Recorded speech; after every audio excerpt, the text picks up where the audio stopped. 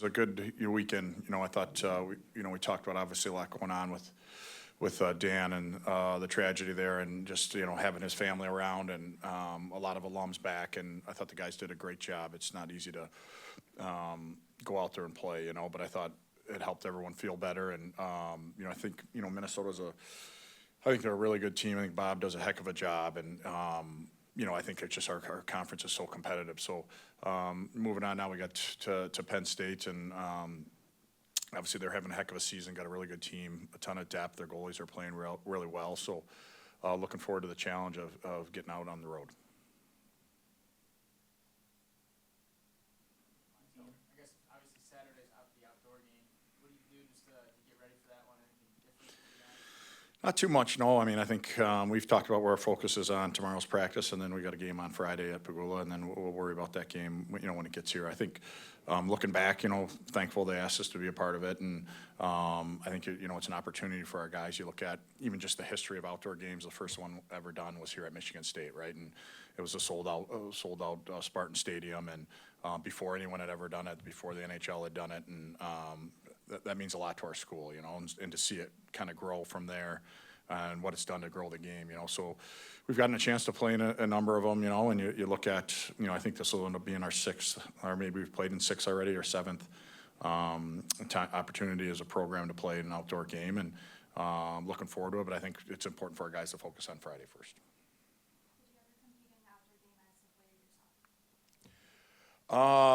yourself? Not like this, but I mean, I grew up in Sheboygan. That's all we had was an outdoor rink until I was about 13, I think. So, I remember getting a phone call. Ralph Cantow was kind of really spearheaded us getting an indoor rink, but he would call us, around Christmas and tell us, hey, if this weather keeps up, we might have ice before Christmas. And my brothers and I would get all excited. You'd only play about 2.5 months depending on the weather, and you chuck the gear in the garage and go play every other sport. So that is my background, is playing outdoor hockey, and there is something pure about it. I built we have rinks, and I've built a rink for our kids, and now they skate on a pond, and I think that there's something to be said. You can go out there and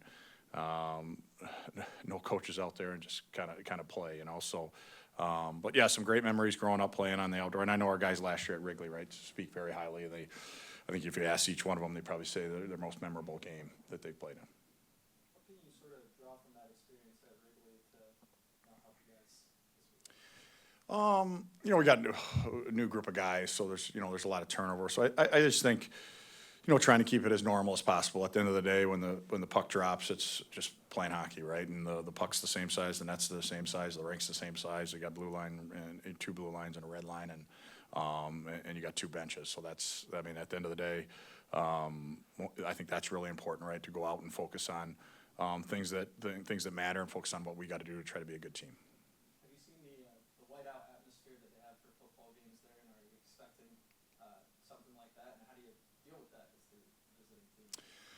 I'm sure they'll have a great turnout, and I know that that's important at their school, at all their sports, right? They're the whiteouts, and I'm sure that'll be the case. I haven't followed it, whether they're doing that or not, but again, I think it's once the puck drops, right, is you got to focus on things that matter, right? And the noise of the crowd really doesn't matter. So for our guys, that's going to be our focus, right? Enjoy the experience, but the best way to enjoy the experience is go out and play your best. We talked to Tanner, and you mentioned being out in the pond when the games were up. Sometimes with how many practices and things, it's hard to get out there. And I wonder, with maybe the amount of practices and things that young players are put out in the rinks, right, in the controlled environment, how much do you guys do you think get to be out in the pond when you talk to your players? Yeah, probably regionalized, it just depends where you live, climate, right? I'm guessing Barney probably hasn't played a ton of, from Arizona, outdoor hockey, right? And, you look at the kids from Minnesota, maybe a little bit more, right? Between lakes and ponds and rinks. And I do think that is when we really find a passion for the game, right? When you can get a chance to go out there and it's not organized. And I think we've lost a little bit of that for sure in our game. And so much of it's private coaching, right, and individual skills coaching. I'm not saying that stuff's not good, but at a young age, you got to learn some of that on your own when you're playing against your buddies. And I look at Riker Lee. I think a lot of that is him learning on his own on doing these things. He wasn't I mean, I know he worked with people and different things, but some of the stuff he does, it makes sense, what lines up with the game, you know, and I worry about that at times with our sport, right? We've gone so individualized in private coaching. Not saying it's not good, but you know, really, if you could just get a frozen rink and throw the kids out there for a while, I think you get just as much out of it, and you also don't fry them, right? Where you got someone tell them do this, do that, do this, and do that, and so we try to encourage, you know, the younger players. You know, I know we've got two boys. I got two boys to play, and to try to get out on the rink and go have fun, right? And that's what hockey's meant to be. And I think for all of our guys, they get a chance to play on an outdoor rink, they have a blast. It really is period of go out and just play, no scoreboard, just out in the elements. Like, there is a passion side of that too, right? Like, Big time.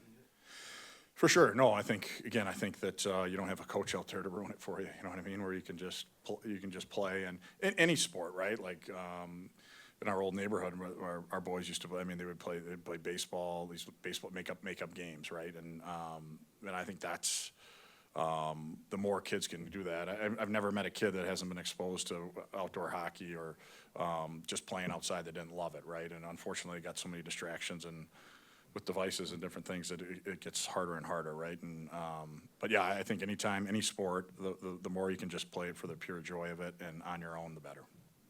With the basketball teams, like every time Cohen Card does something, the crowd gets crazy. And it seems like here with Riker Lee, every time he has the puck, it's like the crowd's just waiting for something cool to happen. Is that something that you appreciate as a coach, or how do you kind of view when he does something crazy like a goal Friday? Yeah, I mean, he's got obviously a ton of God-given ability. He's worked hard at it, but you know, it's just his brain and how he sees things is different, right? And for us, you know, we want to make sure we appreciate that and never take a stick out of his hands, right? He's doing some things that we're not able to teach him, but also making sure that he's doing the things away from the puck that can lead to those more opportunities to be creative. And yeah, you definitely feel like you're on your edge of your seat, you know, when he's got the puck. But what I like is, you know, I think Riker's grown his game where there's way more to Riker than just those plays you see, right? And even that goal, you know, his goal he had on Friday. I mean, the back check effort was as good as we've had this season. Had he not, they're coming down out on a rush, and he back check, caught a guy by the red line, forces a turnover, and all of a sudden we got some ozone play, and then his skill takes over. So I think the more he keeps growing his game in those areas, the more of that other stuff you're going to see. Another one too, with Saturday, obviously it's a 1 o'clock puck drop. Is there anything you do differently for a quicker turnaround Friday to Saturday? No, I mean, I just move your meetings up and, you know, make sure after the game we get back to the hotel and get hydrated and get a good meal in us. And then, yeah, we'll do our meetings and try to time them the same, you know, distance that we normally do. And then get to the football stadium, be ready to go. You said Friday when you were just say hi. What was it? Shattuck, right? Yeah. So I was coaching the U.S. national team. I had the 2004 birth year, so I had those kids for 2 years. So then I was going back to coach the 2006. So Riker was a 2006. So I had started watching that group for a couple of years when I got the job, and I always loved watching him play. You could tell he was passionate about the game. He was super smart. He hadn't grown yet, and you know, he was on a team with Celebrini was on that team. Iserman was on that team. I mean, they had a really good team, and but you could always see his hands and his brain. He just needed to grow, you know. And sure enough, you know, he started to grow, and you know, fortunately, we were able to get him here, you know. And I think when we got him, there, you know, there's some schools on him, but you know, I think he hadn't really popped like he had, you know. And comes from a great family. His brother goes to school here at Michigan State, and yeah, it's been fun watching. You know, that's pretty rare, just the uniqueness of where I was and starting to watch kids to see him kind of grow as a player. I talked to him before the season. It sounded like he was excited to play for you in particular, for a player with that much skill and for that connection to go that far back. You know, is that pretty gratifying as a coach to have that? Yeah. And I give him credit because, you know, when we first picked that team, you know, Riker didn't make the 06 team. And then I ended up getting this job. And I remember talking to his advisor, and I was worried because he really was my favorite in that birth year. At that time, it probably was best for him. He's at a great spot at Shattuck. They do a heck of a job. And he had Tom Ward as a coach. So you know, he was going to eventually do what he did and help the U.S. national team be one of the top players of the World Juniors. So, yeah, it is cool. You know, you get to know someone for that long, and he brings great energy to the rink. You know, he's it's that youthful energy, and he's excited to be out there, he wants to be out there all day. So I think that's contagious for the rest of our group. It's very, something that's very far from the top of your priority list, I'm sure, but Penn State revealed that they'll be doing some special uniforms for the outdoor game. Are we gonna see anything like that from your team? No, I really like our jerseys. I'm proud of our jerseys, and we get a chance to play on this stage. I want to make sure we represent, I think we got a lot of alums that are really proud of our jersey, the history of our jersey, and that Michigan State script. So we're gonna stick with that.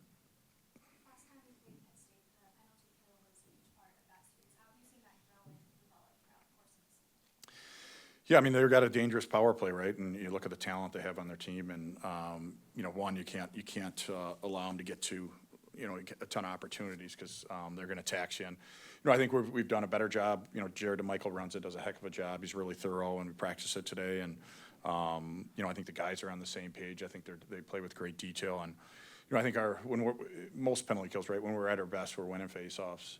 We're doing a good job in the forecheck, and we get a chance to clear the puck. If you don't do those things, and they got an extra guy out there, and you look at the talent in our conference, it's you're going to be asking a lot of trade. He's going to have to make some saves. So I think when our penalty kills its best, those three things are really good. Daniel Russell scored the game winner in that outdoor game last year. He had another one around the net, this weekend. What can some of the younger guys learn from a guy like that who's undersized but still, wins a lot of puck battles and good? Yeah.